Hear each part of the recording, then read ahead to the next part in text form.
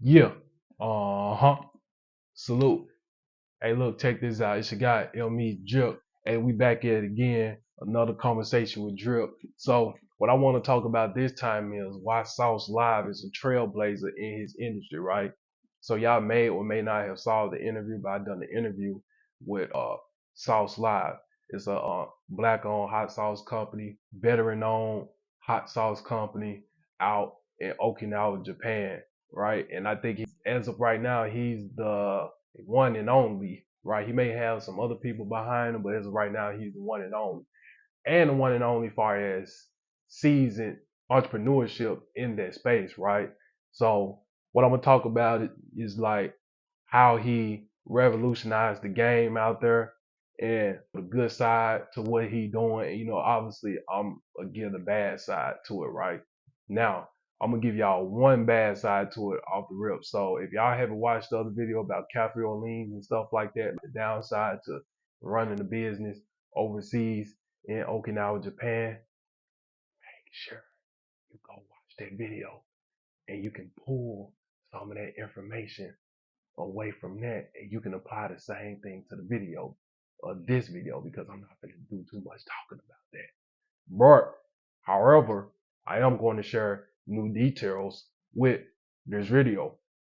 So we're gonna go ahead. So I'm looking in my notes real quick. So I'm gonna talk about first how lucrative is the hot sauce industry to begin with, right? So number one, I got a list of reasons. So number one is the consumers, right? It's a lot of consumers who are big fans of hot sauce, right? So over the years, over the really a lot of years, 20, 40 something years, there's been a rise in like spicy foods and spicy cuisines and stuff like that. And a lot of customers, they always looking for some hot or even hotter. They always seeking for some more spicy or whatever the case may be and more flavorful options and stuff out there.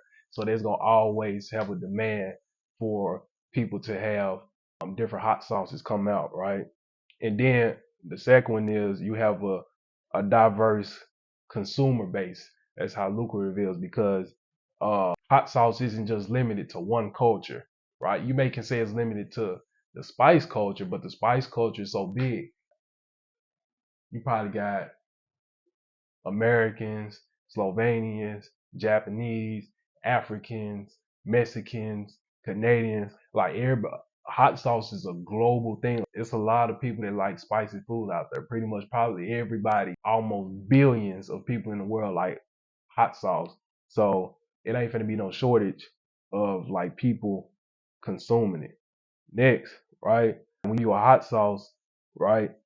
It's versatile and you can have it in a variety, right? So with your hot sauce, you can use it in a lot of different ways and a lot of different dishes and stuff like that.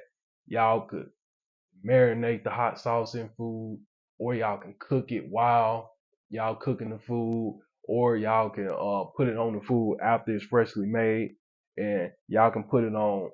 People put hot sauce anything. I heard people put hot sauce in cornbread, pinto beans, tacos, burgers, pizza, fries, soups. Like it ain't too many things you can't put no hot sauce on. Obviously, other than desserts. I only met one person who probably put hot sauce in his desserts, but even then, I think he probably lying. But when it comes to it, like you could do a variety when it comes to the hot sauce. So health benefits. Actually, when it comes to hot sauce, like believe it or not, it do have some health benefits to it, right? So one of them is called capsaicin or capsaicin, right? CAPSAICIN, right? And basically, that's a compound responsible for the spice in the hot sauce. And so it has been linked to various like health benefits. It can boost your metabolism, your digestive system, and it can provide pain relief. And I think another thing too is when it comes to the health benefits, it can, along with cayenne pepper, it can help remove mucus and stuff out your body too, as well. So another reason why hot sauce is a lucrative industry as far as the craft and the market is because a lot of people now, even though it's a lot of competition, a lot of people are creating various different kinds of hot sauce, and all hot sauce don't taste the same. No, all hot sauce do not taste the same. So a lot of people are creating different types of hot sauce. You may have uh extra hot sauce. You may have hot sauce that ain't hot. It just tastes good. You have some that's tangy. You have some hot sauce that's a little bit sweet. Everybody hot sauce is different. So again, that creates a very broad market, right? Because a lot of people are working on a craft as far as perfecting their own hot sauce. And with that comes a lot of different types of flavors to choose from. So it's going to only help the market boom even more, right? And then another benefit to selling hot sauce is, right, you have a direct to customer sales, especially during this time because of the rise of the e-commerce. It's made it for a lot easier for hot sauce producers to reach a wider audience. So your direct to customer sales or your B2C, which is business to consumer, right? You could sell online through your platform to your audience, and you have greater accessibility for convenience, and you can eliminate traditional retail distribution channels like grocery stores and stuff like that. Now, again, there's three markets. They all have their place for a reason: B2C, business to consumer, and then you got B2B, business to business. Then you got B2G, business to government. Now, those other markets, they have a place for a reason, but this is just one of the benefits of having it. You can send it straight to the consumer because you don't have to give no distribution fee, right? But however, it may have its cons to that as well, as far as uh, you're going to be more so responsible for uh, a lot of things like the packaging and the pricing, as far as the shipment. And then another thing is when it comes to hot sauce, right? A lot of people package their hot sauce really well. So it can create a lot of branding and marketing opportunities because in that crowded space, because everybody has, when you look at all different hot sauces, everybody has unique labels and unique story to tell. So they just add more to, it's not really entertainment, but it kind of add more to the entertainment side of things, right? And again, like I said before, it has a global appeal to it. So by Sauce Live, aka Reggie, he selling hot sauce. He don't limit himself to like any particular region, right? It is global. He have a global appeal. Like he could have, which he do. He have people in Korea, Japan, Hawaii, California, Texas, and even if he don't have like locations, right? He have customers that could be in Nebraska, Washington, Maryland, because they know their brand. And if they see that hot sauce, they're gonna think of him and they're gonna get it, right? So he may not have a location in the other cities that I didn't name, but he still got customers because they probably had a relationship with Reggie in the past, right? So I'm gonna dive deeper into the health benefits, right, of Sauce Live selling his sauce, right? So when you sell your hot sauce, especially sauce, and he sell his hot sauce, right? Another reason why he a trailblazer is because he got cayenne pepper in it, right? Cayenne pepper is a pain relief. Uh, is capsaicin, right? It can help reduce pain, arthritis, nerve pain, muscle soreness, and it can help get rid of mucus too. So like if y'all stopped up and y'all eat like spicy food, y'all nose start running, it's bringing all that mucus out. But again, too much of anything is a bad thing. So I'm not saying you solely rely on hot sauce, but it's a good supplement to certain things, right? So another thing it does is it has good it's good for your digestive health. So cayenne pepper can stimulate the production of your digestive enzymes, right? And promoting better digestion and nutrition absorption. And it may also relieve symptoms such as indigestion, such as bloating and gas. The other one is weight management. Sorry. So with that, the cayenne pepper, it could help increase your metabolism and burn off fat, and it could reduce your appetite and cravings, leading to potential uh, weight loss. And vinegar can do the same thing, but I get into that in a minute, right? So it also has anti-inflammatory properties, right, in the body. So like when you take the hot sauce in, again, it can help minimize arthritis, but it can also help your sinusitis area, like your nose and uh, the nerves in the side of your face. It like if they inflamed, they on fire and stuff like that, it can help bring it down and open your nose and stuff up, in your sinusitis area. So with the vinegar, right?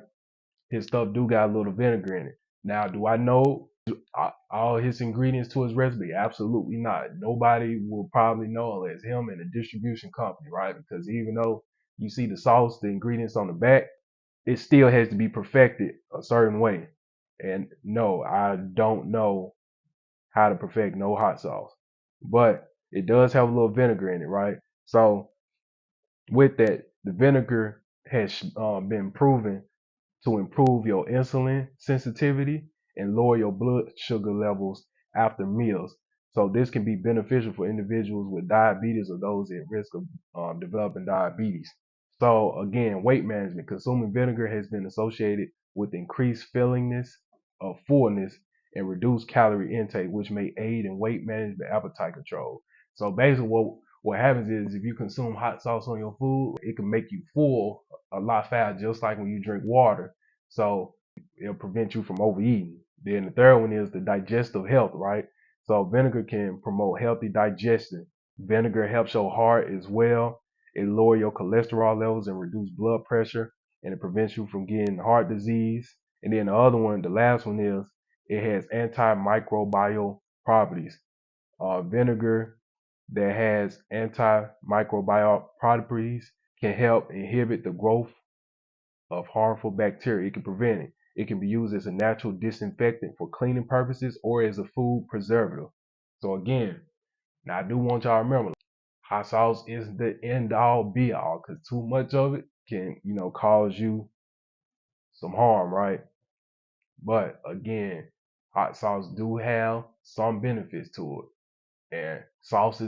So I'm gonna give you a little bit backstory about Reggie as well. If y'all haven't saw the interview, Reggie, he's retired military personnel. He got inspired to start the hot sauce because his elders taught him how to cook when he was younger. And basically, he wanted to bring the experience to Okinawa, Japan, right? He started out having an actual restaurant. It was Sauce Live Restaurant. He used to have a restaurant and a grill near the clubs. And he kind of stopped both. He basically reinvented himself. So basically, what he did was with his hot sauce, or in his restaurant business, he stopped turning into a restaurant business. He turned it into a catering business. And his grill, he don't really do the grill no more. His son took on the mantle as far as him grilling out there near the clubs and stuff like that. And I'm gonna tell you another reason he's smart for that, because his son is younger. And his son know the young crowd that be going out there and what they look for. And what the son did was he started cooking chicken wings. He only cooked I think that's all he cooked: chicken wings and fries. And he may give you a drink. So all the people that be drunk at the end of the night on the club street out there in Japan and they want something to eat, they come to him and he cook it ready to order. And that's the same thing he do for his catering business too. He may not necessarily create the restaurant experience where you like the other restaurants where you can sit down and chill and stuff at. But what he does do is he cook all his meals ready to order. So like once you get your meal, is fresh cooked. It ain't He don't do no heat lamps. It ain't sitting there unless you leave it sitting there. When he tell you it's ready, he already has it sitting on the counter. So if it ain't fresh, it's probably because you ain't picked it up in time. So that's basically what he done. The reason why he stopped doing the restaurant, right, as far as having customers come in and stuff, because he just had a different vision. So I'm gonna give you the actual benefits of why sauce is actually winning in that area compared to some restaurants out there, and not global, why he's successful, right? So him just selling sauce rather than just opening a restaurant, one, he can have lower startup costs. So he ain't got to worry about rent, paying a lot of staff, a lot of inventory, right? Selling sauce, just, you can have a lower investment. You can start out small compared to having a restaurant, because you got to keep, it's the inventory there, the kid. You gotta keep replenishing the inventory: napkins, toilet paper, soap, forks, knives, drink. And people, when they come to a restaurant, they go, I want more. They gonna always want more, more, more, more, more. And you gotta replenish, because if not, they'll shut your business down. And then selling hot sauce, the reason why he winning, because it's easier to scale for growth, right? Now it ain't easy. It requires work, but it's more easy to scale than a restaurant. You can produce a lot of sauce without a lot of infrastructure or staff. So he producing all this sauce. Like you can make your sauce out your house. Honestly, you can buy the machine and then make the sauce, and you can get the glasses or whatever containment you use, and you can do all this stuff out the house, and you ain't gotta pay nobody. You can do it yourself, and then you can scale it up. Because then if you get to the point where you have to mass produce it, you still ain't gotta do it. You could just go to a distribution company, but hey, I give y'all 20%, 10% of my margins, or every hot sauce sold, I sell the hot sauce for $7, right? It cost me $3. No, I'm gonna say it cost me $2 to make it. So he sell the hot sauce for $10. He'll be like, hey, I give y'all. He'll tell the couple, I give y'all $3, $4 for every hot sauce bottle sold, right? And he ain't got, and again, he still ain't got no overhead. The only thing he got to worry about is paying distribution and selling enough so he can make a profit too.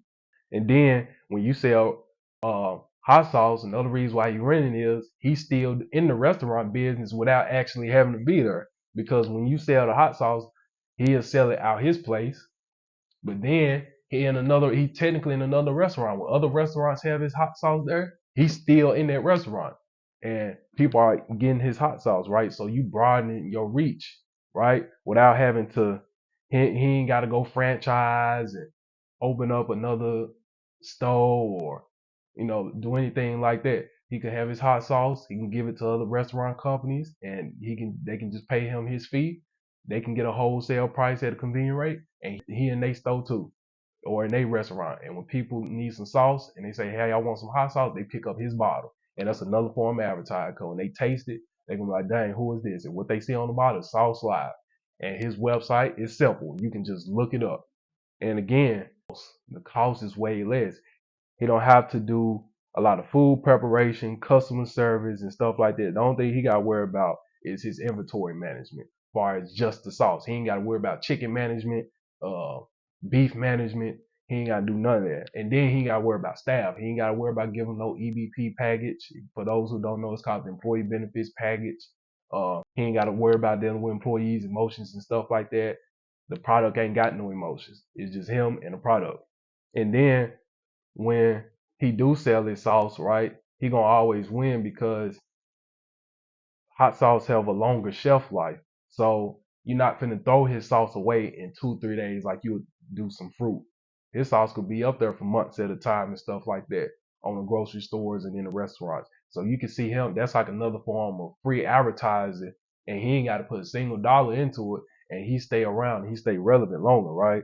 So it's easy to store, easy to ship, and then a lot of restaurants and a lot of distribution, like far as the grocery store and stuff like that, they ain't got to worry about wasting a lot of his sauce. So what that does, if his sauce is still out there, and even in the restaurants, his advertising, that's another way of advertising, is guerrilla marketing. So he gonna stay out there. Now you do want to sell the hot sauce, because they ain't finna just let your hot sauce sit up there without a sale. Right? You still got to sell it, but it could just last longer, right? And then again, when you just sell a sauce compared to a restaurant, you could have more brand opportunities as far as outreach, right? Because people don't just gotta always fly to your restaurant and then try to advertise and stuff that way. They could sell your hot sauce on, social media, or how I'm talking about it right now. That's another form of a brand opportunity, right? And then he could diversify a little bit better compared to a restaurant. In a restaurant, you can't diversify. It is money into a restaurant, right? Anything you can diversify.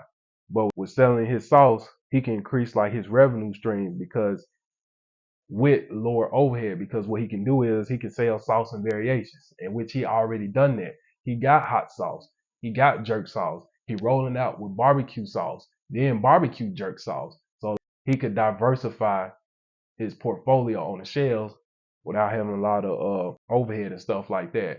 And I ain't finna take credit for nothing like this and stuff like that, but me and Reggie talked about this. I ain't gonna try to make myself sound great, but when I talked to Reggie, one thing he did, which is smart, is he built relationship with his customers. Like all the grocery stores that he in, Canada, California, Hawaii, Korea, Japan, and I think Fuji, like all them stores he built relationships with them, and he got relationships with the customers, right? So he know his audience. So he found his lane when it comes to it. He know the people that support his restaurant, they like tangy stuff. So anything he sell is gonna always have a tangy taste to it. He probably put the vinegar in it. So he gonna always have, because he know his audience, they like tangy stuff. So everything he cook and make is gonna have a tangy taste to it. So he know his audience real well. And one thing I was doing when I was out there a while back, he started crab boils.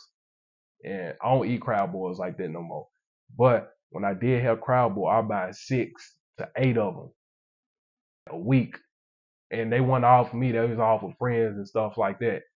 And then sometimes I'll bring my friends to come into the restaurant to try the crab boil because that was the only place where they could sell. He was selling crab at the time. He was like the only place out there that was selling crab. Maybe another spot, but it wasn't even that good. He was the only place that was selling garlic butter crab.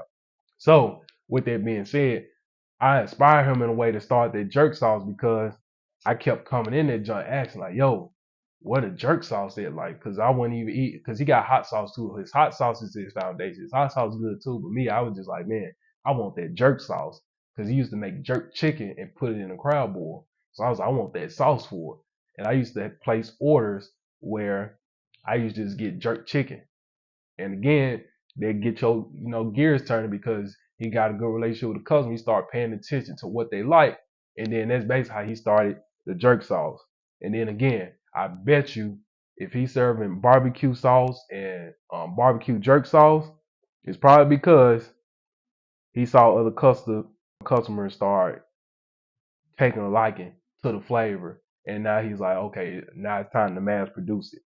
And that's one thing Sauce did that was smart. And the reason why he trailblazing right now. He took his time, he marinated. Some people they'll go to the corporate route and stuff like that and then mass produce, which is cool. But he chose to go the other way. He worked the B2C market and then built a relationship with the customer and then scaled up that way. And then him selling his sauce. Now I don't know if Sauce Live gonna actually do this, right? But it do open up the doors. It do open up the doors for partnerships. He could he could be finding influencers and stuff like that who could be able to have his hot sauce on their platform, or it could be on shows. Um, it could be at different football game events and stuff like that. Now, who knows? Because the way he's growing, he may go that route, but it can increase your chances of having more partnerships. Now, there are some benefits to doing that, right? But I'm gonna give you the downside to what he doing as far as selling hot sauce, right? So when you sell the hot sauce, your customer experience can go down because when you sell sauce, you lose out on that dining experience as far as the atmosphere and the social aspect, right? Because when people come to a restaurant, they dine in and stuff like that. One thing I always mention that brings people close together is food. And if you just sell sauce, right, you miss out on the experience where people can come in, connect with you a little bit more, or connect with each other in the atmosphere and stuff like that, networking and things like that. You miss out on the social experience, and that social experience can create a bigger bag because a lot of people are paying for the experience. So when you do sell the sauce, another thing is he probably ain't gonna have a lot of revenue streams like that. So yeah, he got a product, but he's stuck with just selling the sauce. See, if you got like a restaurant, you can have multiple revenue streams. One, if you got your restaurant, you could tap into 3 different markets: business to consumer, business to what's it called? Business to government, and then you could have your catering business with those markets, and then you could do a delivery business, and then you could sell food on the inside. Some restaurants they can sell t-shirts, and then some restaurants they serve alcohol and slushes and margarita and desserts. So you miss out on the dessert bag, you miss out on the alcohol bag, you miss out on the slush bag. Some restaurants they have what you call concerts in their restaurant, so you miss out on the entertainment bag. So you miss out on several different things when he ain't got the restaurant. And then he in the competitive market, right? It's a lot of hot sauce out there. And there's a lot of good hot sauce that ain't even made it to no shelves yet that people don't even know about. So just because, he trailblazing in the industry, sometimes being the first could be the worst. Because there's a lot of hot sauce out there. Um, Yeah, so it's a competitive market. And then you can have distribution challenges too when you have hot sauce. You have to have an effective marketing. You got to have your marketing plan and then distribution strategies, right? And with the distribution strategy, you got to have the right relationship with retail, right? Especially when you're trying to mass produce it. And the pricing got to be right. Because if your pricing ain't right, you're not gonna make no money. Or if your pricing not right and you making money, but the company that's mass producing your stuff not making money, they gonna cut you off. They want you want a win-win situation. So that's the challenge when you dealing with mass distribution. You gotta make sure your pricing is tight. And another thing like your production, your scalability, right? You can limit yourself because as your sauce grow, you can face challenges in scaling up, right? Luckily, like I said, he built a relationship with his customers, so he know what they like. They like tangy stuff. So every time he put something out, it's gonna be tangy, and they're gonna be much more likely to buy it. But a lot of people, sometimes when you have hot sauce, and you be like, "Hey, I want to pivot. I want to sell ketchup."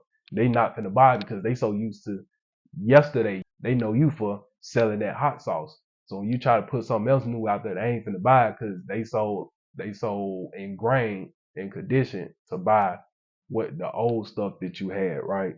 And then another downside to it is the inventory management, right? So again, you got to make sure it has the expiration dates on it, and you got to manage the stock levels and stuff like that. And then you got to make sure it sells because again, when you put that stuff on the shelf, the corporation's gonna want it to sell, and they don't want it to go to waste. So you got to make sure you take that into account. And then another reason why it ain't always good to sell hot sauce because the brand and customer loyalty, right? When you build a strong brand and you have customer loyalty, it can be more challenging when you sell a product rather than a dining experience because it could take more time to sell sauce because people like they'll probably be much more quicker, especially if they don't know you. They'll be much more quicker to come in a restaurant and sit down and eat, then buy the hot sauce rather than just buying some sauce because you gonna always have to deal with that barrier of you got sauce, yeah, that's cool, but we got hot sauce out on the shelf, and I'm used to eating it. I've been eating it ever since my grandmama raised me, or my great grand, my dad, and stuff like that. So it's harder to build that loyalty at first. And then when you sell your sauce, you get limited customer feedback, right? So when you sell your sauce direct to customer, right, it's hard to get insights on whether to make improvements or understand your customer preferences. This is especially if you just go straight to the corporate route. And so that's what I mean, right? When you have limited customer feedback.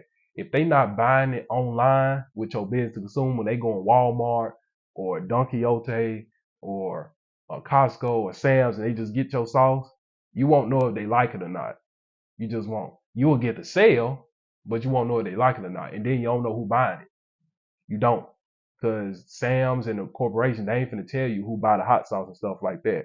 That's up to you to try to figure that out.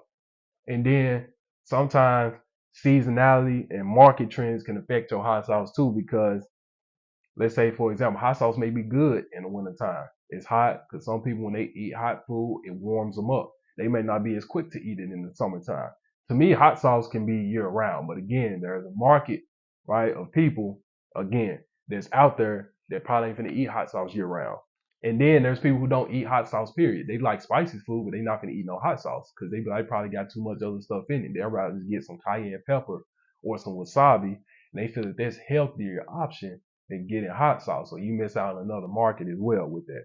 So another one is you gotta deal with when you put your product out there, you gotta deal with the saturation in the marketplace. Again, that goes back to your competitive market, right?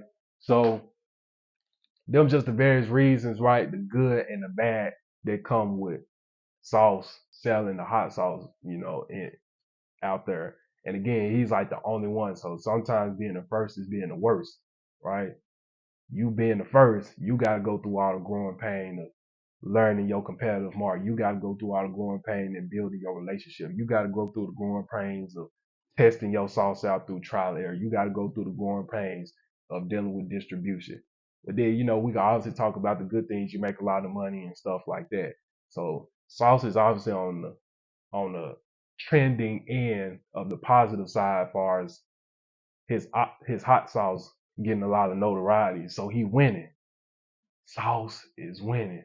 The only thing like that I'm curious about, like what he gonna do far as the restaurant side. Cause what Sauce did, I'm gonna tell you what he did. Is he does more so catering now. He don't do a dining experience. But if his hot sauce keep taking over, he's gonna continue to sell food, and he older. So he on the older side. This guy, he 50, probably almost 60. So that's another thing you gotta think about. And then he got relationships with the bases, right? So he could get a consulting bag too if he position it right. So if he get a consulting bag, he may say, F this food. Why would I keep coming here busting my tail cooking it, and I can kick my feet up and tell other people the exact strategy on how to implement the same food, and they doing it for me rather than I'm doing it myself, right? But then again, he has a passion for food, so he still may be in the kitchen to cook. That's the only reason why. It ain't because of money. That's the only reason why Sauce in the kitchen cooking it, because he got a passion for food, and a lot of people love his food. He just not finna let y'all do the whole dine-in restaurant experience. No. But man, then he got his son, and he winning because his son actually like is walking in his footsteps as far as learning the business and making money and stuff like that. So that's a blessing too. So he ain't got to worry about how he gon' how the business gonna thrive, because he can just hand it to his son. He ain't got to do no sale like some other people. Now sell it is worth it depending on your situation, because you can get your company valued at millions of dollars and sell it, and then he could kick his feet up that way. He could do that, but now he got his son. He can get it to his son. And if he decided to be like, hey, I give it to you, you turn it over, you run everything, just give me a check every month because I'm like 70, 80 years old, he can do that. So yeah, man, Sauce, I ain't gonna hold y'all too long with this video, but that's just my perspective on them. Another conversation with Drip. Sauce winning out here, man. He's a trailblazer out there in Okinawa, Japan, selling his hot sauce.